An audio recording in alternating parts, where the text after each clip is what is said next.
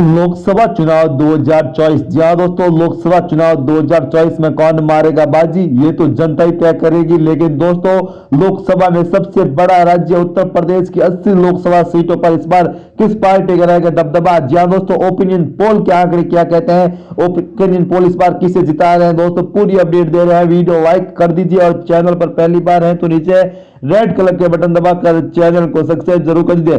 दोस्तों, उत्तर प्रदेश के एक एक लोकसभा क्षेत्र के बारे में आपके सामने संपूर्ण जानकारी रख रहे हैं। जी हाँ दोस्तों, उत्तर प्रदेश में बदलते समीकरण के बीच कहीं ना कहीं दोस्तों यहाँ पर काफी महत्वपूर्ण हो चले हैं कि उत्तर प्रदेश में इस बार कौन कितनी सीटों पर जीतेगा। जी हाँ दोस्तों, अगर सबसे पहले बात करें सहारनपुर लोकसभा सीट, तो ये सीट भारतीय जनता पार्टी जीतती हुई दिखाई दे रही है, जबकि केरला में भारतीय जनता पार्टी का दबदबा में देखने को मिल रहा है। ये भी सीट बीजेपी खाते में जाती हुई नजर आ रही है, जबकि मुजफ्फरनगर दोस्तों भारतीय जनता पार्टी के खाते में सीट जा रही है। आरएलडी के साथ आने से दोस्तों यहाँ पर पूरी तरह से समीकरण बदल गए और बीजेपी यहाँ पर बड़ी जीत हासिल कर रही है।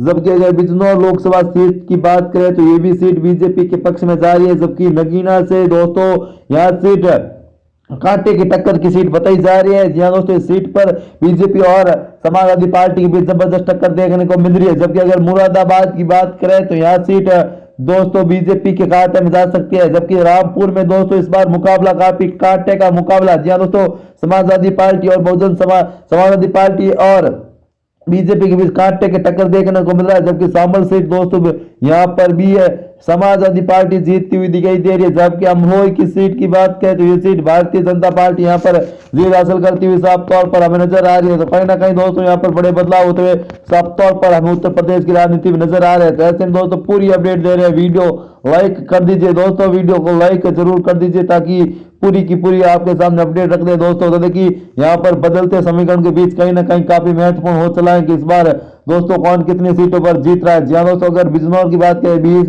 यहाँ पर बीजेपी। जी हाँ दोस्तों, अगर अगला जो महत्वपूर्ण है मेरठ पर भारतीय जनता पार्टी का कब्जा हो रहा है। जी हाँ दोस्तों, बागपत पर बीजेपी जीतती हुई नजर आ रही है, जबकि गाजियाबाद सीट भारतीय जनता पार्टी के पक्ष में जा रहा है। बुलंदशहर पर बीजेपी का कब्जा होता हुआ साफ तौर पर हमें नजर आ रहा है। जी हाँ दोस्तों, काफी महत्वपूर्ण सीटें हैं, एक एक लोकसभा क्षेत्र के बारे में आपके सामने जानकारी रख रहे हैं दोस्तों, एक एक लोकसभा क्षेत्र के बारे में आपके सामने जानकारी रख रहे हैं। अगर अलीगढ़ लोकसभा क्षेत्र की बात करें तो ये सीट बीजेपी के पक्ष में जा सकती है, जबकि हाथरस भी भारतीय जनता पार्टी का कब्जा हो रहा है। मथुरा में बीजेपी प्रभाव जमाती हुई नजर आ रही है, आगरा पर भारतीय जनता पार्टी जीत रही है, फतेहपुर सीकरी से बीजेपी यहाँ पर जीतती हुई नजर आ रही है, जबकि फिरोजाबाद से भारतीय जनता पार्टी का दबदबा में देखने को मिल रहा है। मैनपुरी पर भारतीय जनता पार्टी जीत रही है, एटा पर बीजेपी का मैनपुरी सॉरी दोस्तों ये सीट इस बार दोस्तों यहाँ पर एसपी जी दोस्तों समाजवादी पार्टी जीतती हुई नजर आ रही है, जबकि एटा सीट भी बीजेपी के पक्ष में जा रही है, जबकि बायतू सीट भी बीजेपी के पक्ष में जा रही है।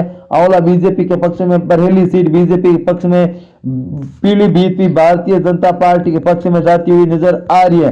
कहीं ना कहीं दोस्तों ओपिनियन पोल की यहाँ पर दोस्तों ये शुरुआती ओपिनियन पोल है, जिसमें भारतीय जनता पार्टी का अच्छा दबदबा हमें यहाँ पर देखने को मिल रहा है। अगर धरोहर लोकसभा क्षेत्र की बात करें तो यह सीट भारतीय जनता पार्टी के पक्ष में जा रही है, सीतापुर सीट बीजेपी पक्ष में जाती हुई नजर आ रही है, हरदोई सीट भारतीय जनता पार्टी का दबदबा हो रहा है, मिक्री सीट पर बीजेपी जमाती हुई नजर आ रही है, उन्नाव सीट पर भारतीय जनता पार्टी जीत रही है, मनोहरगंज पर भारतीय जनता पार्टी का दबदबा देखने को मिल रहा है, लखनऊ सीट बीजेपी के पक्ष में जा रही है, रायबरेली सीट भारतीय जनता पार्टी की के पक्ष में। जी हाँ दोस्तों, ये सीट बड़े बदलाव हो रही है कि ये सीट बीजेपी जीत रही है। अमेठी सीट भी भारतीय जनता पार्टी एक बार फिर जीत रही है, सुल्तानपुर पर भारतीय जनता पार्टी का कब्जा हो रहा है, लोकसभा सीट पर जी हाँ दोस्तों प्रतापगढ़ पर भारतीय जनता पार्टी का कब्जा हो रहा है, फारुखाबाद पर भारतीय जनता पार्टी यहाँ पर जीत हासिल करती हुई साफ तौर पर हमें यहाँ पर नजर आ रही है। तो कहीं ना कहीं दोस्तों यहाँ पर उत्तर प्रदेश में इस बार बड़े बदलाव होते हुए साफ तौर पर हमें नजर आ रहे हैं। जी हाँ दोस्तों, उत्तर प्रदेश पर हमें साफ तौर पर बड़े बदलाव यहाँ पर साफ तौर पर नजर आ रहे हैं। कहीं ना कहीं दोस्तों उत्तर प्रदेश में यहाँ पर बदलते समीकरण के बीच काफी महत्वपूर्ण हो चला है। अगर रायबरेली की बात करें कांग्रेस पार्टी आ रही है, सीट बीजेपी जीत रही है, अमेठी में बीजेपी का दबदबा देखने को मिल रहा है, सुल्तानपुर में बीजेपी जीत रही है, प्रतापगढ़ में बीजेपी जीतती हुई नजर आ रही है, फारुखाबाद लोकसभा सीट भारतीय जनता पार्टी के पक्ष में, इटावा भारतीय जनता पार्टी के पक्ष में, कन्नौज पर समाजवादी पार्टी जीत रही है, कानपुर पर भारतीय जनता पार्टी जीत रही है, अकबरपुर सीट बीजेपी के पक्ष में जा रही है, जालौन सीट बीजेपी के पक्ष में, झांसी सीट बीजेपी के पक्ष में जाती हुई साफ तौर पर हमें यहाँ पर नजर आ रही है। जी हाँ दोस्तों, कहीं ना कहीं यहाँ पर बड़े बदलाव होते हुए साफ तौर पर हमें यहाँ पर नजर आ रहे हैं। कहीं ना कहीं दोस्तों ऐसे कह सकते हैं कि यहाँ पर इस बार बड़े बदलाव हो रहे हैं। बांदा सीट पर बीजेपी के पक्ष में फतेहपुर से की लोकसभा सीट बीजेपी के पक्ष में, कौशाम्बी सीट बीजेपी के पक्ष में, फूलपुरी सीट बीजेपी के पक्ष में, जबकि दोस्तों प्रयागराज सीट इस बार भारतीय जनता पार्टी जीत गई, बाराबंकी में बीजेपी, फैजाबाद में बीजेपी, जबकि अम्बेडकर नगर में कांटे की टक्कर। जी दोस्तों, अम्बेडकर नगर में कांटे की टक्कर, बातचीत समाजवादी पार्टी सीट जीतती हुई साफ तौर पर हमें यहाँ पर नजर